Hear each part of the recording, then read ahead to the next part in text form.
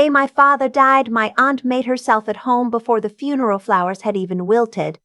I remember standing in the kitchen of the house I grew up in, the one my father had spent 30 years paying off, watching her open drawers like she was already taking inventory. She didn't cry at the service.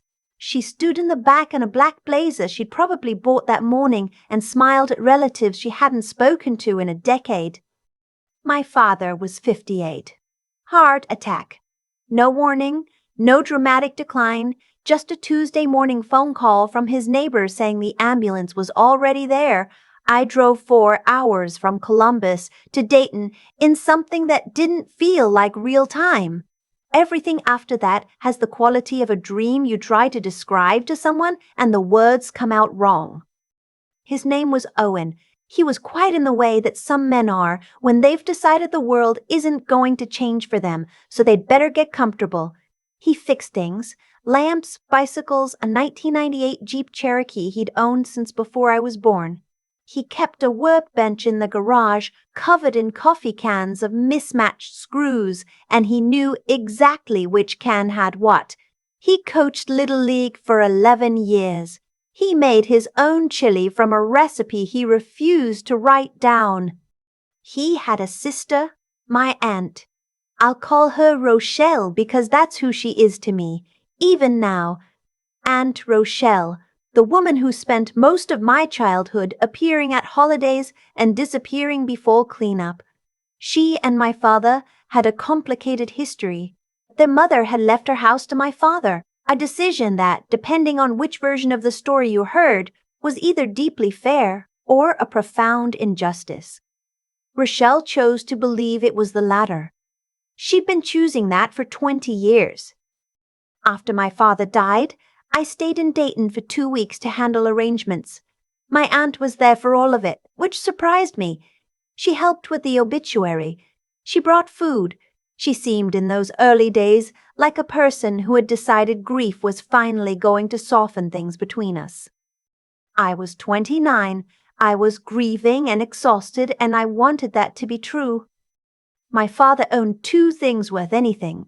The house, a 3-bedroom ranch on Clement Street that a real estate agent had already told me was worth somewhere between $240,000 and $260,000 in the current market, and a small auto repair shop he'd run for the last 16 years called Owen's Automotive. The shop wasn't fancy.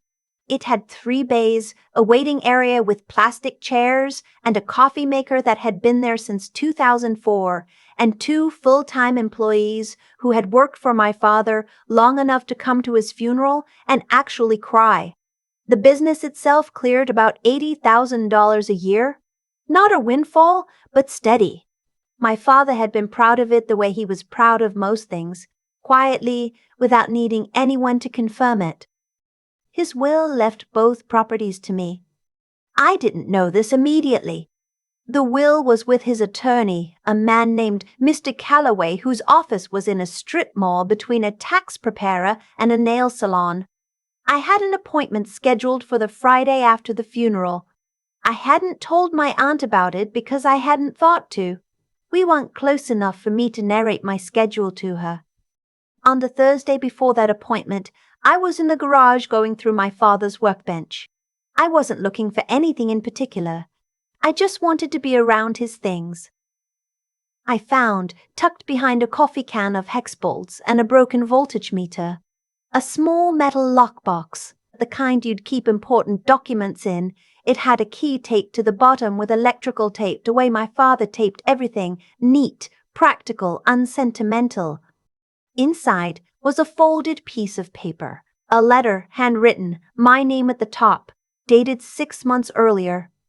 He'd written it himself, 3 pages, his handwriting that always looked slightly cramped because he'd learned to write left-handed after breaking his right wrist at 16 and never fully switched back. He wrote about the shop, about the house, about wanting me to have them both because I was the one who'd showed up consistently for years. Holidays and ordinary weekends, and the Tuesday he called me panicking because his hot water heater had flooded the basement. He wrote about my aunt, He wasn't cruel about it.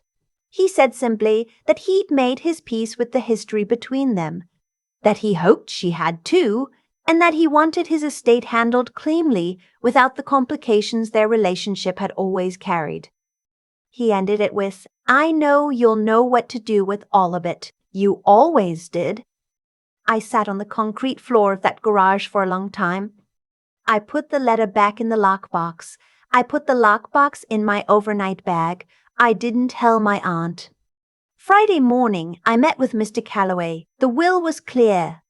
The house and the shop, both to me. There was a small savings account, about $14,000, that he'd left to be split evenly between me and my aunt. Everything else was mine. Mr. Calloway asked if I wanted him to reach out to any other interested parties. I said I'd handle it myself. I drove back to the house and sat with that information for the rest of the day. My aunt was staying in the guest room. She'd extended her visit twice already. That evening she made pasta, and we ate at the kitchen table, and she talked about the shop like it was already a problem to be solved. She said the employees were probably going to leave anyway. She said running a shop was a lot for someone my age, without mechanical experience. She said she knew a developer who'd been buying commercial properties in that part of Dayton, and she could make a call if I wanted. I asked how she knew a developer in Dayton.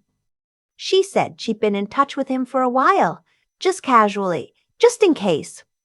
I looked in my pasta. I said, "Let me think about it." What I didn't say, I had already thought about it. I'd been thinking about it since I found the lockbox. There was something in the way my aunt had inserted herself into every corner of those 2 weeks that had shifted from feeling like support to feeling like support to feeling like something else. The inventory of drawers, the calls she made in the backyard that she stopped when I came outside, the way she'd started referring to the shop as the property instead of by its name. I went home to Columbus that Sunday. I told her I needed to get back to work and I'd be in touch about next steps. She hugged me at the door and said, "We'll figure this out together." I drove 4 hours back to Columbus and called Mr. Calloway from my car. I told him I thought my aunt might try something. I didn't have evidence. I just had 29 years of understanding how certain people operate when they believe they've been passed over for something they deserved. Mr. Calloway listened. He said he'd seen situations like this before. He walked me through what proper documentation would look like, what steps would protect me, what to watch for. Then he said something that turned out to be the most useful thing anyone said to me in the months that followed. He said, "Don't tip your hand. If she's planning something, let her make the first move. Evidence of attempt is worth more than a suspicion." I filed the deed transfer, my name on the house, my name on the shop, all done through proper legal channels. Mr. Calloway recorded everything. I did not tell my aunt. 3 weeks later, she called me. She said she'd been thinking and she really felt, for the sake of fairness, that we should discuss the estate together. She said Dad would have wanted that. She said she didn't want to cause problems, but she felt she had some claim. Not to everything, just some recognition that she was family too. I said I understood. I said we should talk in person. I suggested Dayton the following month. She said she was actually planning to be in Dayton that week, to meet with someone about the property. The commercial property, my shop. I asked which someone. She said a developer, just exploratory, just to understand the options. I said, "Keep me posted." I hung up and called Mr. Calloway. What happened next took about 6 weeks to fully unfold, and I only know the complete picture because Mr. Calloway pieced it together for me later. My aunt had met with the developer, a man named Garfield, which I always thought was an absurd name for someone trying to conduct a real estate fraud, and represented herself as co-owner of the estate. She told him my father had died intestate, meaning without a will.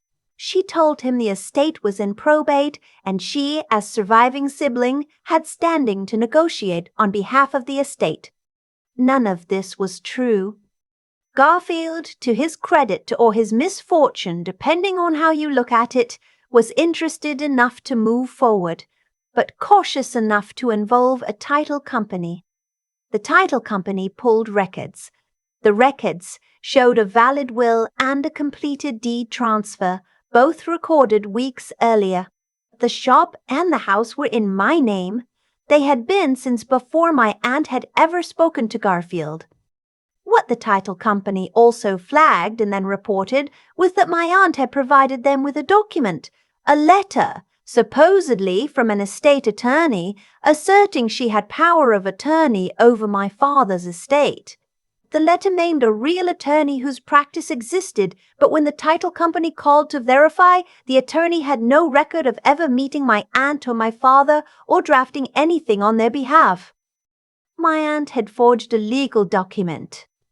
I didn't find this out from my aunt. I found it out from a detective with the Montgomery County Sheriff's Office who called me in February and asked if I could come in to discuss my father's estate. I drove back to Dayton. The detective, a woman named Officer Huang, who had the demeanor of someone who had heard every version of the story and was no longer surprised by any of them, explained what had been found. She asked me questions about my relationship with my aunt, about the timeline of the estate, about the lockbox and the letter from my father. I had photographed the letter on my phone the night I found it. I had the originals with Mr. Calloway.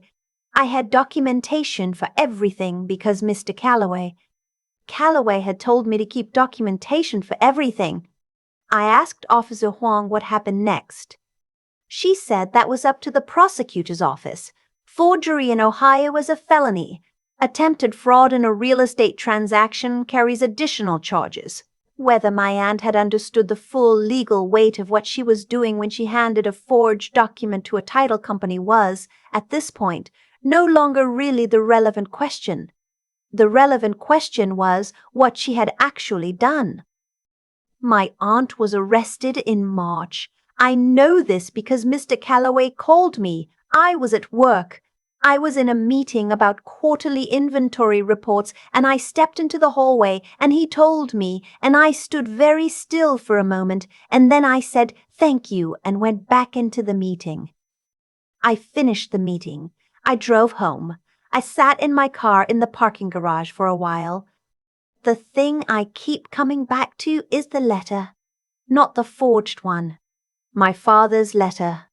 The 3 cramped pages in the lockbox behind the coffee can of hex bolts.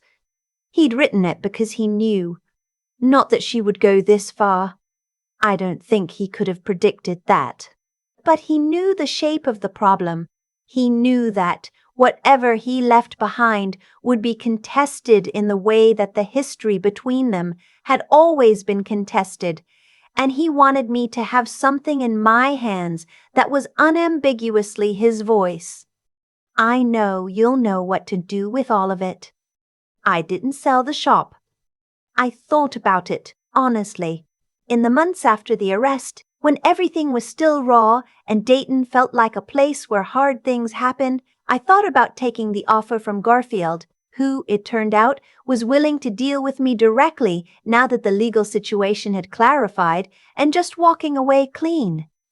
But I went down to Owens Automotive on a Thursday in April, and Marcus, one of my father's longtime employees, a man who had been working those bays for 11 years and had cried at the funeral, was in the middle of explaining a brake job to a customer. And he did it the same way my father always did, patient and specific without being condescending. And I stood in the doorway for a second and I just thought, no.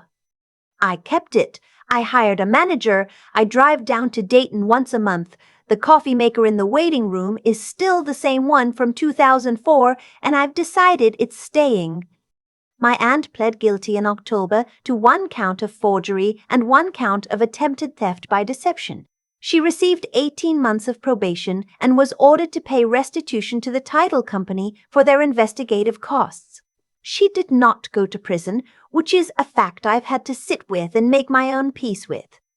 What the attorney explained to me is that first offenses, cooperation, no prior record, these things affect outcomes. I'm not sure I agree with the outcome, but it's done. She called me once after the sentencing. I let it go to voicemail. She said she was sorry. She said she hoped I knew she hadn't meant for it to go that far. I've thought about calling her back. I think about it the way you think about something you might do someday but aren't ready for yet. Maybe I will. Maybe sitting with the distance is what I need right now. My father's house is rented to a family now, a couple with 2 kids who have, I'm told, already claimed the garage as a project space. The husband apparently also fixes things. I thought my father would find that appropriate. I still have the lockbox. I keep it on the shelf in my home office, the key still taped to the bottom with electrical tape, neat and practical, the way he did everything. Sometimes I take out the letter and read it. Not because I need to, I've read it enough times I could probably recite it, but because it still sounds like him. Cramped handwriting, no wasted words, just the thing he needed to say said plainly and with certainty.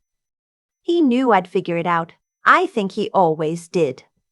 The lockbox is still on the shelf in my home office. I look at it sometimes without meaning to, just glance up from whatever I'm doing, and there it is, the key still taped to the bottom with electrical tape. My father's way of doing things. Practical. No ceremony. I've thought a lot about why everything unfolded the way it did, not in the bitter way mostly, more like turning a stone over to see what's underneath. My aunt didn't wake up one morning as a villain. She'd been carrying something for a long time, a belief that she'd been shorted, that the family had chosen wrong, that she was owed something that kept getting handed to someone else. Grief, I think, cracked that open. And what came out wasn't sadness. It was calculation. That's the part that still gets me. Not that she tried, that she planned it. She'd been in touch with Garfield before my father was in the ground. She had a story ready. She had a document forged. There's a version of events where that works, where I'm too overwhelmed to check, too trusting to question, too young to know what to look for.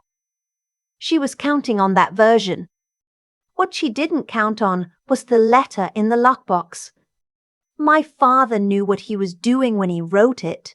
He wasn't a man who talked about hard things directly. He fixed things. He showed up. He taped keys to boxes with electrical tape and left them where the right person would eventually find them. That letter was his way of having a conversation he couldn't quite have out loud. And hidden in it was a kind of instruction. Here is what I know. Here is what I trust you with. Here is what you'll need. I think about the difference between what my aunt did and what my father did, and it comes down to something simple. He built things. She tried to take them. He spent 30 years paying off a house, 16 years building a business, a whole life making himself someone his employees would cry for at a funeral.